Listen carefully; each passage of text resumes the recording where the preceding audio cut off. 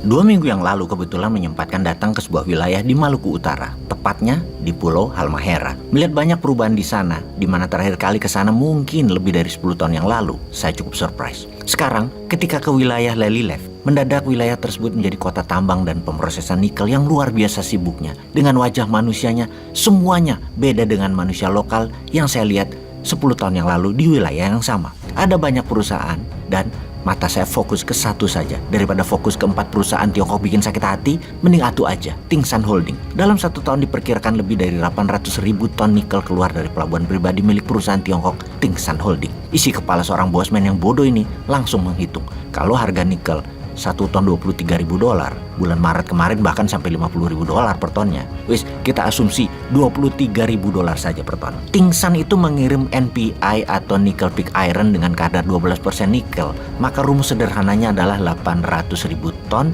dikalikan $23.000 dikalikan 12% atau sekitar 34 triliun rupiah. Sebuah angka yang dahsyat ya. Setiap tahun 4 atau 5 perusahaan tambang nikel di sana menghasilkan berapa tepatnya nggak tahu juga. Tapi angka 34 triliun sampai 50 triliun ada mungkin. Dan mungkin lebih penjualan nikelnya. Yang miris, dalam 3 tahun terakhir kirain di sana dengan uang beredar 50 triliunan setahun membuat rakyat di wilayah tambang sana jadi makmur. Misalnya ada rumah sakit besar, ada mall, ada pembangunan perumahan yang dahsyat banyaknya. Ternyata sama, masih gitu-gitu aja. Nggak ada perubahan masyarakatnya. Oh lupa, duitnya yang 34 sampai 50 triliun rupiah itu kan pemiliknya bukan orang Indonesia. Pemiliknya asing, pegawainya asing. Cuman kontraktor aja orang luar yang mungkin hanya 1%-an dari capex sekali ongkosnya. Sisanya ya bukan di Lelylef cuannya. Kan kebijakan yang harus didukung adalah foreign investment.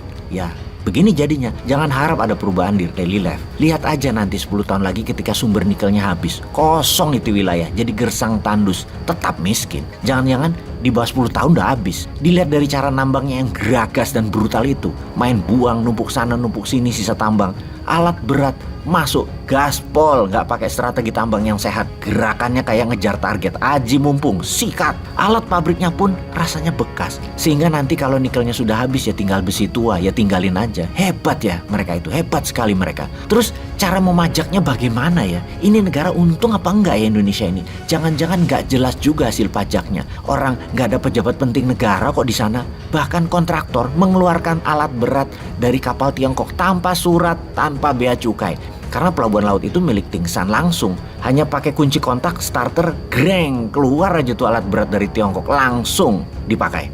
Oh lupa, ada pembangunan kok di sana. Di depan kantor Huawei di Lelylef tersebut ada landasan pesawat terbang pribadi langsung dari Tiongkok yang panjangnya rasanya bisa dituruni oleh Jumbo 747. Mungkin hampir 3 km panjangnya. Ini private area loh, tapi itu asumsi gua aja, lebay. Kurang lebih mungkin 2 km mah. Pesawat Bombardier atau Gulfstream mah bisa landing dan take off. Oh iya, mau nanya, pajak dari beginian ada di APBN itu di kolom mana ya? Biar rakyat tahu negara dapat berapa dari sisi pajak. Capek rakyat diperes-peres pajak terus sementara yang gede-gede beginian dapat nggak tuh negara? Duh, keingetan aja. Kalau perusahaan tadi milik rakyat atau pengusaha Indonesia, pasti harta kekayaannya buat membangun tanah air ya. Oh tetapi lupa lagi bosman ini. Kan didoktrin orang Indonesia tuh nggak punya duit, nggak punya modal. Jadi kalau membangun harus pakai hutang. Dan nggak bakal nambang nikel itu pengusaha Indonesia. Lah hutang kok berani, printing money kok nggak berani sih bos. Kan ada underlying proyeknya. Ya nickel pig iron itu dan tambang nikel. Bagaimana sih mikirnya? Ya print aja kasih pengusaha lokal. Kalau asing yang punya proyek duitnya, kalau dikatakan 1 tahun Indonesia menjual 300 triliun rupiah dari berbagai wilayah, bukan dari wilayah Halmahera aja, termasuk dari Sulawesi dan lain sebagainya, itu uangnya Tiongkok, bukan uangnya si Wakidi, bukan uangnya si Paijo, bukan uangnya Daeng, bukan uangnya Buyung, uangnya Tiongkok, paham ya? Karena semuanya Tiongkok. Gak bangga harusnya pejabatnya, karena selain uangnya Tiongkok yang banyak, tanah air sumber daya alamnya habis dalam 10 tahun lagi tinggal galian tambang rusa. Ada lagi yang kita bikin gerah. Gua ding yang gerah, bahasa rupiah mah nggak gerah. Tetap harus mengabari masyarakat bahwa di sana tuh baik-baik aja, nggak ada sumber alam yang dikeruk banyaknya dikit doang.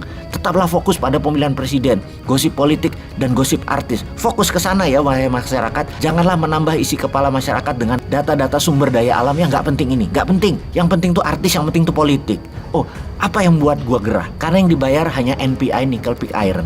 Mineral ikutannya kagak dibayar. Bukti, mengutip buku Potensi Logam Tanah Jarang di Indonesia, logam tanah jarang merupakan salah satu mineral strategis yang termasuk critical mineral yang terdiri dari 17 unsur. Kita sebut sebagian aja seperti scandium atau Sc, lanthanum atau La, cerium atau Ce, kemudian neodymium, Nd, dan lain sebagainya. Logam tanah jarang ini juga terkandung di dalam laterit nikel. Sejumlah mineral ikutan dalam laterit nikel yang harganya mahal lainnya adalah monasit, zirkon, dan xenotip. Indonesia ternyata menyimpan harta karun super langka yang diincar banyak negara karena manfaatnya luar biasa di era modern ini. Mulai dari bahan baku peralatan elektronika, baterai, telepon seluler, komputer, bahkan pembangkit listrik berbasis energi baru terbarukan, hingga kendaraan listrik dan peralatan militer atau industri pertahanan. Harta karun super langka ini yaitu logam tanah jarang atau LTJ atau rare earth element, sangat banyak menempel di timah, di emas, dan pastinya di nikel.